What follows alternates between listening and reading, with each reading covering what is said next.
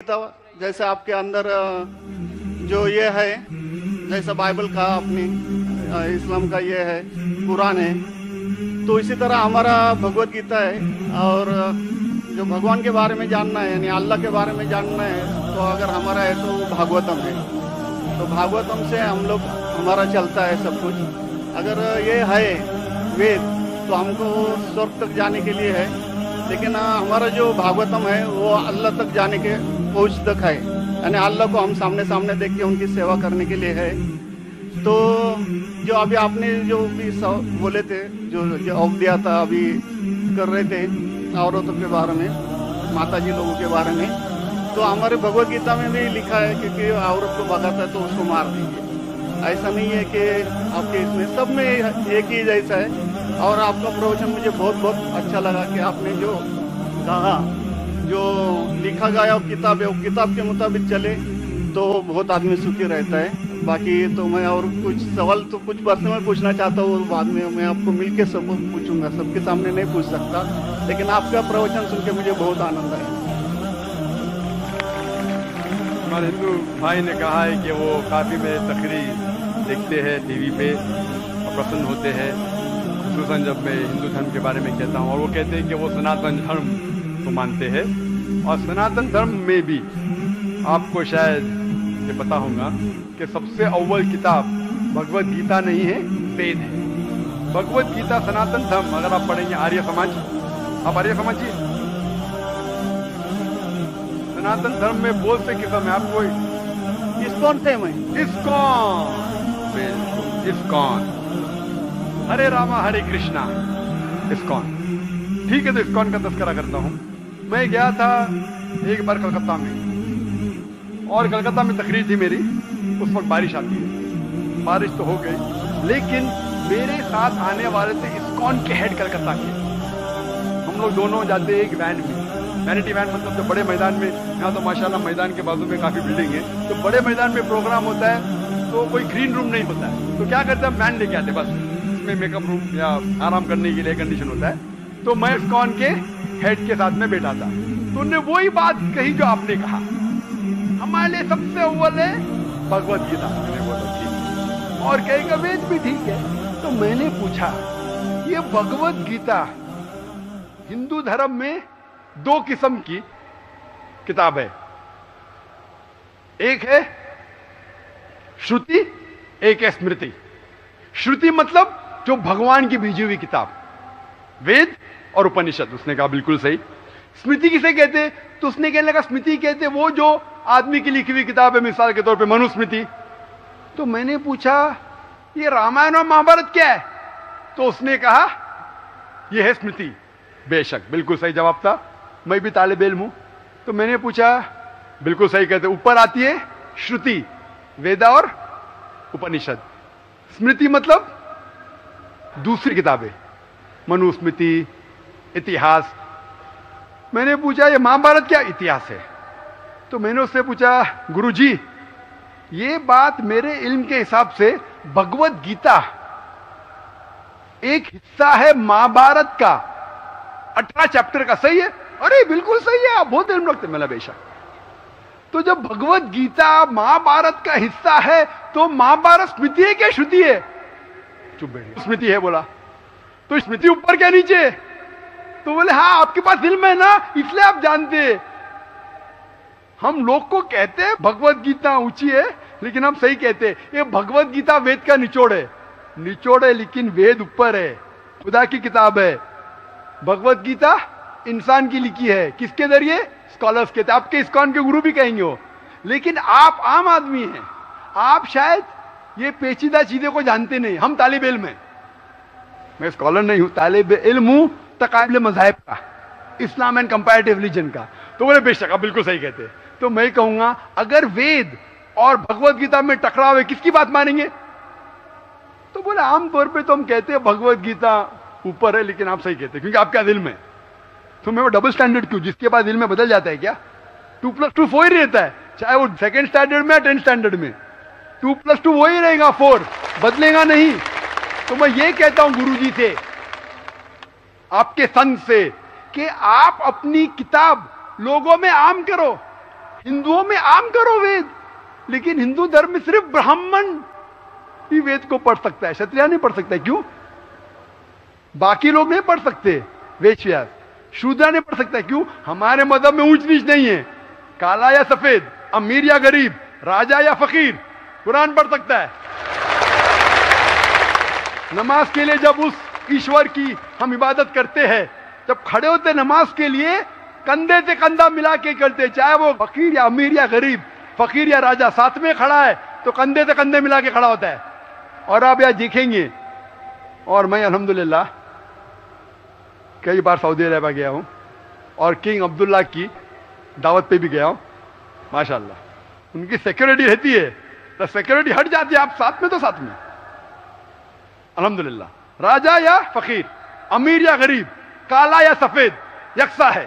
तो मैं ये कहना चाहता हूं, आप बिल्कुल सही कह रहे थे कि वेद स्वर्ग की बात करता है लेकिन खुदा की बात भी करता है। भगवत गीता में भी स्वर्ग की बात लिखा है, खुदा का भी लिखा है। आप बोले अल्लाह के करीब आने के लिए भगवत गीता सही है, बराबर। मैं ये नहीं कह रहा हूँ कि वेदों में नहीं कहा है, वेदों में बहुत आखिरी में आता है, लेकिन जो भगवत गीता जो है वो डायरेक्ट भगवान हुआ है, यानी अल्लाह ने कहा हुआ है, ऐसा है। तो इसके लिए अभी वेद तो संस्कृत में है, वो पढ़ नहीं सकते, लेकिन जो भगवत गीता है वो बहुत सारी इसमें ट्रांसलेशन हो गई है। और जो भगवत गीता है बहुत सारे आदमी ने यानी लिखी हुई है, करीबन 200-300 लोगों ने लिखी है अपने अपने हिसाब से। हाँ, बिल्कुल सही कहा। लेकिन इस्कॉन का जो गीता है भगवत गीता, वो गुरु परंपरा में है, वो भी आदमी है, एज इट इज लिखा हुआ है। यानी वो परंपरा में अगर गया तो वो कृष्ण तक गया, यानी जिसने जो कहा है वो एज इट इज है, इसके लिए उसका लिखा हुआ as it is Bhagavad Gita. आपके स्वामी प्रभुपदा, बराबर, यस बराबर हुआ, स्वामी प्रभुपदा इंसानी थे ना। हाँ, इंसानी थे ना, मैं किधर ना बोल रहा हूँ। ये हमारा कुरान जो है ना डायरेक्ट अल्लाह की तरफ से, तो ना मोहम्मद सल्लल्लाहु अलैहि वसल्लम ने लिखा है, वही हम लोग ने ये कुरान जो है डायरेक्ट अल्लाह की नाज़िल हूबहू। इसलिए जितने भी दिगर मज़ाहिब की किताब है, जैसे वक्त जाने लगे बदलते गए। आप बिल्कुल सही कहते, 300 किस्म की किताब है, बाइबल सैकड़ों किस्म, हमारे IRF में 200 किस्म की बाइबल है। आप किस में मानेंगे? कुरान आप लो, कोई भी कुरान लो, इंडिया में, अमेरिका में, यूके में, हिंदुस्तान में, पूना में, हूबहू वही है।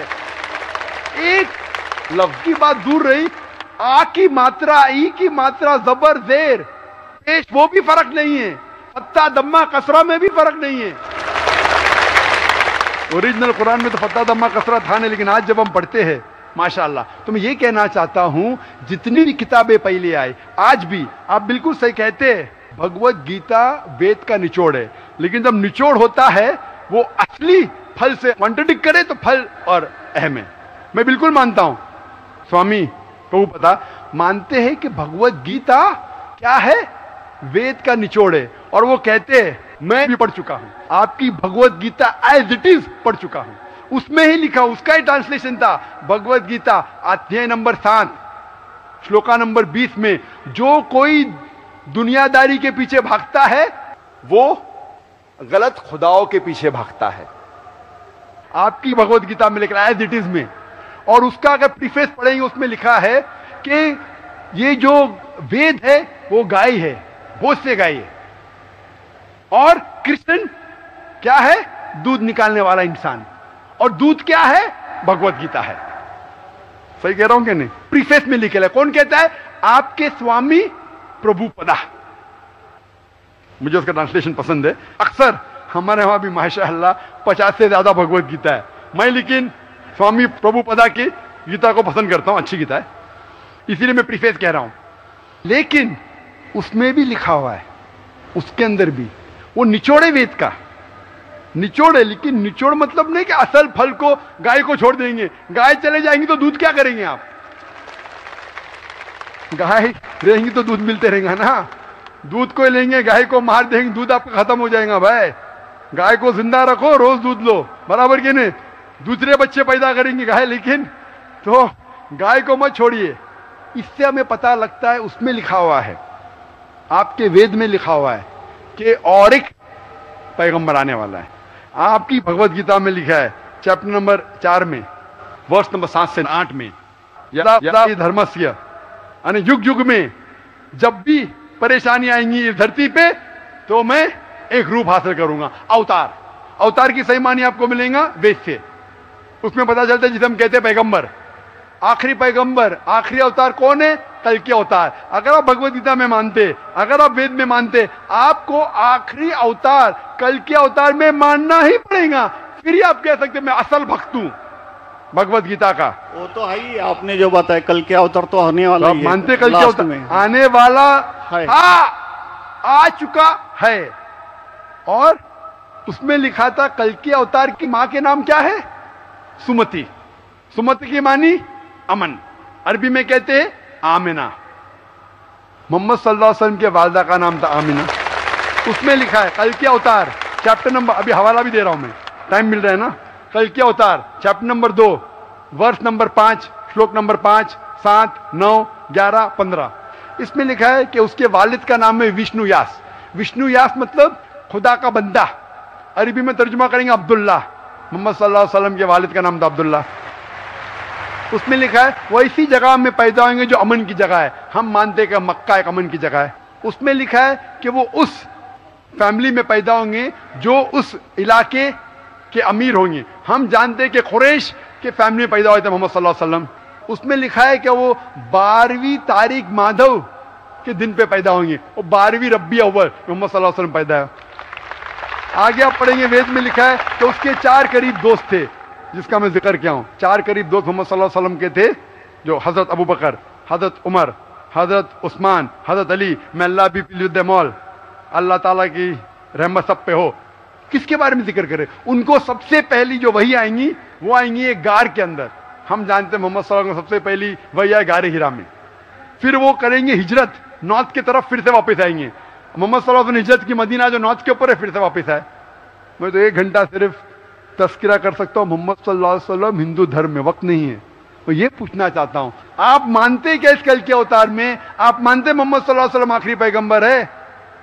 मैं तो कुरान 3 बार पढ़ा हूँ साहब, मैं तो मानता हूँ कुरान को, वो बात नहीं है। मानना सिर्फ जरूरी नहीं, अमल करना जरूरी है। मैं कहूंगा मैं खुदा को मानता हूं, खुदा की बात पे अमल ना करता हूं तो बेकार है।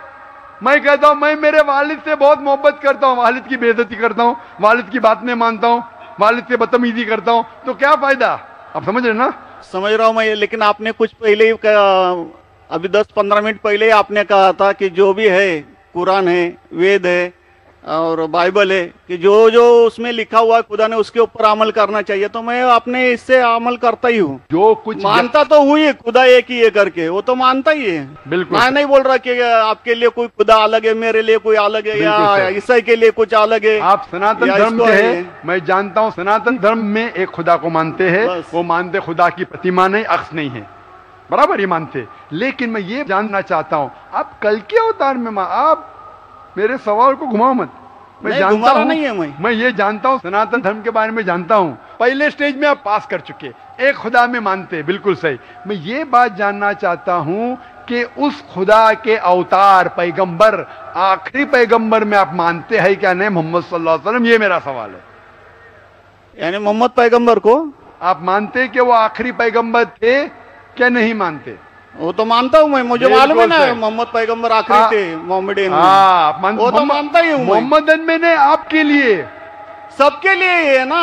बिल्कुल सही। तो कोई धर्म, कोई एक मजहब का थोड़ी रहता, गुरु तो सबके रहता है। वो एक मजहब का थोड़ी गुरु रहता है कि वो एक मजहब के लिए, वो सब मजहब के लिए गुरु रहता, तो मानता ही मैं उसको। बिल्कुल सही। लेकिन ये कहना कि सब मजहब यकसा है हूबहू, ये सही नहीं। यकसानियत है, इसीलिए मैंने कहा यकसानियत पे अमल करो। आप बोलेंगे मैं सब हिंदू चीज पे अमल करूंगा, कई हिंदू जाते बुत परस्ती करने के लिए, आप नहीं करते, अच्छी बात है अल्हम्दुलिल्लाह, इसीलिए मैं आपको कांग्रेचुलेट करता हूं।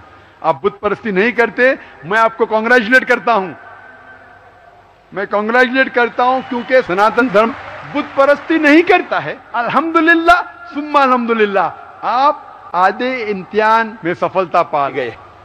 अभी ये पूछता हूं मैं, जैसे आपने कहा, आप अगर मोहम्मद सल्लल्लाहु अलैहि वसल्लम को आखिरी पैगंबर मानते हैं तो उसके पैगाम पे अमल करना जरूरी है। सिर्फ पैगाम को पढ़ना जरूरी नहीं, पैगाम पे अमल करना जरूरी है। अगर मैं कहता हूं मानता हूं लेकिन अमल नहीं करता तो कोई फायदा नहीं। तो ये होता है कि अपने मन से खुदा की बात जो आखिरी पैगाम है कुरान शरीफ और आखिरी पैगंबर मोहम्मद सल्लल्लाहु अलैहि वसल्लम में मानना जरूरी है। फिर ही आप सही तरीके से मजहब को पहचान सकेंगे। Hope that answers the question. नहीं, बस थैंक यू। कुछ बोलेंगे आपको?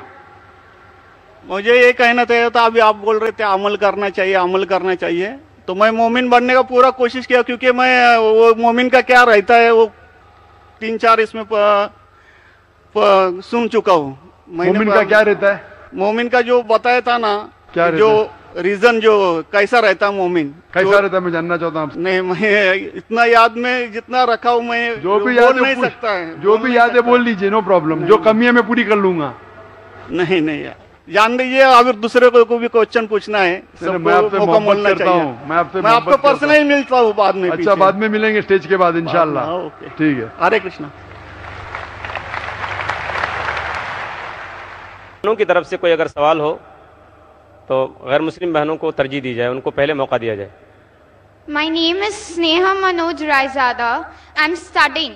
My question is, I want to convert into a Muslim. I'm following Islam for a year now, and I have a problem. My parents